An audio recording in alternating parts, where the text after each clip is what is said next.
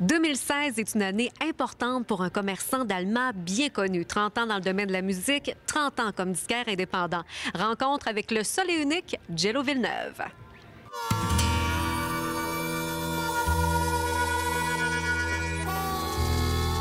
Écoute, à 9 ans, je faisais mes colonnes de son tout seul dans ma chambre au lac à la Croix, en bas. Et à 11 ans, j'ai commencé à faire des danses pour les jeunes. Maintenant, pour les jeunes, j'étais jeune, hein, 11 ans, qui s'appelait Disco de Jello au lac à la Croix. Écoute, je m'avais fait un genre de système lumière avec des globes de Noël, un genre d'étoile, puis j'avais un bouton on-off. À bonne franquette, comme on dit. À bonne franquette, écoute, dans ce temps-là, ça n'existait pas, les systèmes de lumière. Je m'avais fabriqué ça au lac à la Côte, au Club des jeunes, puis je faisais des danses pour les jeunes le soir. Avec ça, pas de boisson, pas de drogue, rien. On était tous jeunes, on était gentils, très beaux. Puis c'est comme ça. Puis écoute, ça fait un beau party avec des cassettes, qu'on reculait les cassettes pour mettre la toune. Ah, c'était... Ah non, non, c'est... Puis en 1975, que j'étais à l'Hôtel Albert, j'ai commencé à être DJ là. Et après ça, à 16 ans, j'ai commencé à travailler ici au Galerie Lac-Saint-Jean, qui s'appelait Galerie du Disque. Le propriétaire était Yvon Côté. J'ai travaillé pour lui pendant quasiment une dizaine d'années. Après ça, j'ai ouvert à mon compte Jello Musique, que Jello Musique en 86 et en 2016, 30 ans. Le musicien se faisait vieux comme un enfant. Il était une fois. Mais quelle belle année, cette année de fête de mes 30 ans. Jello Musique, bonjour.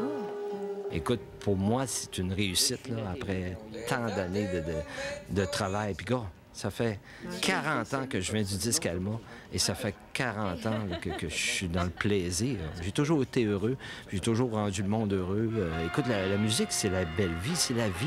Je suis fou de toi, j'ai compris, ne t'en va pas, ma chérie. T'écoutes de la musique, tu pleures, t'écoutes de la musique, tu ris, t'écoutes de la musique, tu relaxes. Enlève la musique dans le monde pendant 5 minutes. Ah, oublie ça, moi, je suis pas là. Moi, je suis en amour avec la musique, je suis en amour avec mes affaires que je fais, mes petits projets que je fais de gauche à droite. Te rappelles-tu la première année d'ouverture? Oui, je me rappelle. Écoute, la première année, ça a été le 17 juin 1986. J'ai fait un party.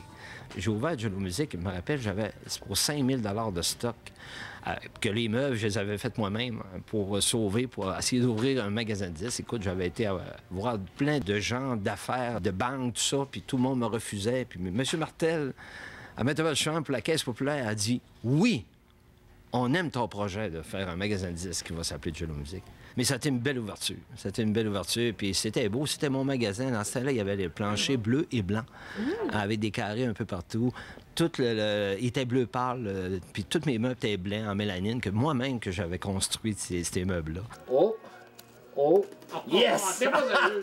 C'est pas sérieux! Tant qu'il me restera quelque chose dans le frigidaire, je prendrai le métro, je fermerai ma gueule, puis je laisserai faire.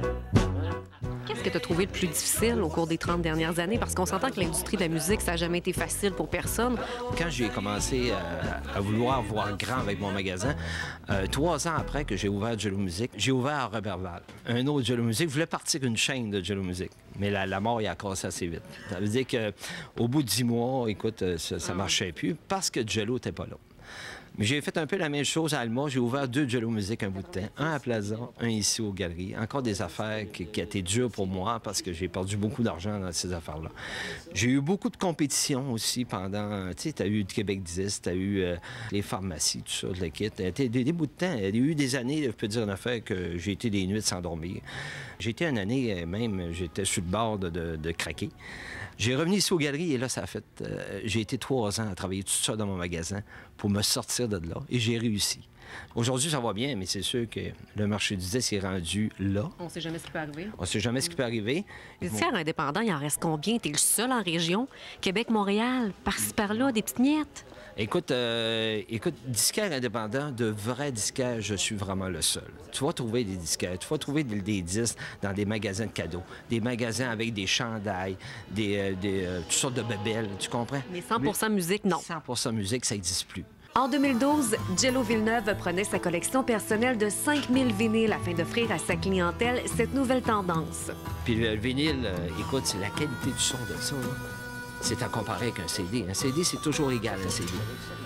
Mais un vinyle, ça a de la dimension, chaleur. Tu t'écoutes ça, là, tu peux te fermer les yeux, puis tu es capable de voir le chanteur est en avant, puis ton guitariste est à droite, puis ton bassman est à gauche, puis ton batteur est en arrière. C'est ça le vinyle. C'est ça, c'est la dimension du son que tu retrouves pas sur un CD. J'écouterai ça à Cogeco, ça va passer. Jello Villeneuve sera des festivités du 150e anniversaire d'Alma en plein cœur du centre-ville le soir du 31 décembre.